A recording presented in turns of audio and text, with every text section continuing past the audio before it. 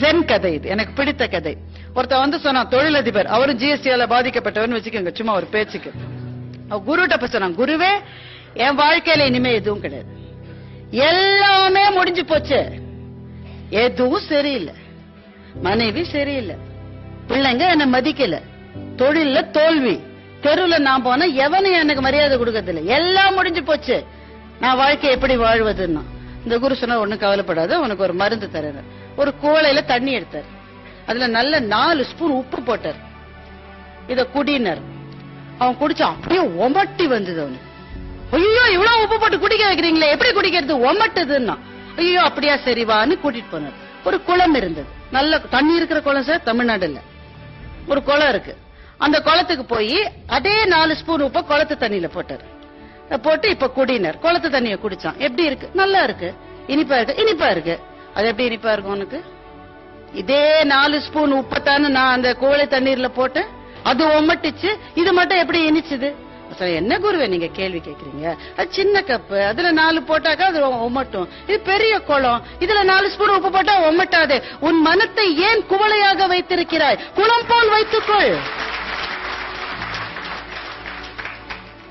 உன் மனத்தை குளம் போல் வைத்துக்கொள். வருகிற கவலை என்கின்ற உப்பு கரைந்து விட்டாலும் இனிமை மாறாத குளமாக உன் மனம் இருந்தால் ஏன் உனக்கு உமட்டல் வரும்?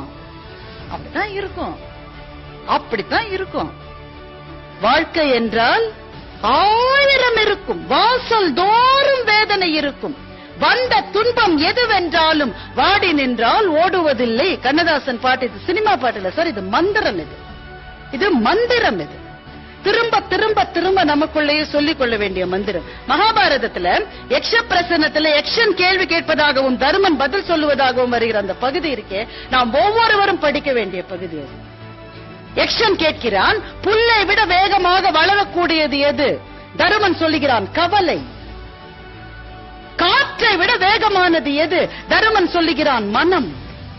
காற்றை விட வேகமா போகும் மனம். வீட்டிலே இருக்கிறவனுக்கு துணை யார்? அவனுடைய மனைவி. வெளியிலே போகிறவனுக்கு துணை யார்? அவன் கற்ற கல்வி. இந்த கேள்வி பதில் போய்கிட்டே இருக்கு. கடைசியில் யக்ஷன் கேட்கிறான், மகிழ்ச்சியானவன் யார்? தருமன் பதில் சொல்லுகிறான், சத்தியமா இது மகாபாரதத்தில் இருக்குங்க, இது நான் சொன்னது அல்ல. 3 சொல்லுகின்றான். 3 பேர் மகிழ்ச்சியாக இருக்கிறார்கள். 1, கடன் இல்லாதவன். 2வது, பிழைப்புக்காக வெளிநாடு போகாதவன்.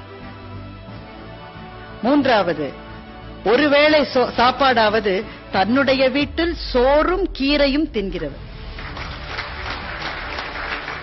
இந்த 3 பேரும் மகிழ்ச்சியாக இருக்கிறார்கள் என்று எப்ப வந்தது? இது மகாபாரதம் எழுதப்பட்டு 4000 வருஷம் ஆகுதுன்னு ஒரு கணக்கு இருக்கு. 4000 வருஷங்களாக இந்த தேசத்திலே இருக்கிற சிந்தனை என்ன தெரியுமா? கடன் இல்லாதவன் மகிழ்ச்சியாக இருக்கிறார், தன்னுடைய ஊரை விட்டு வெளி ஊருக்கு போகிற அந்த தொல்லை இல்லாதவன் மகிழ்ச்சியாக இருக்கிறான். நம்ம என்ன நினைக்கிறோம், ஃபாரின்ல இருக்கிறவெல்லாம் என்னமோ இருக்கு, எவனும் எப்படி இல்லை, நம்மள மாதிரியே தான் இருக்காங்க. இருக்கும் இடத்தை விட்டு இல்லாத இடம் தேடி எங்கெங்கோ அலைகிறாய் ஞான தங்கமேன்னு கண்ணதாசன் எழுதலையா சார்? மகிழ்ச்சி என்பது மனம் குளம் போல இருந்தால் கிடைக்கும், அவ்வளவுதான்.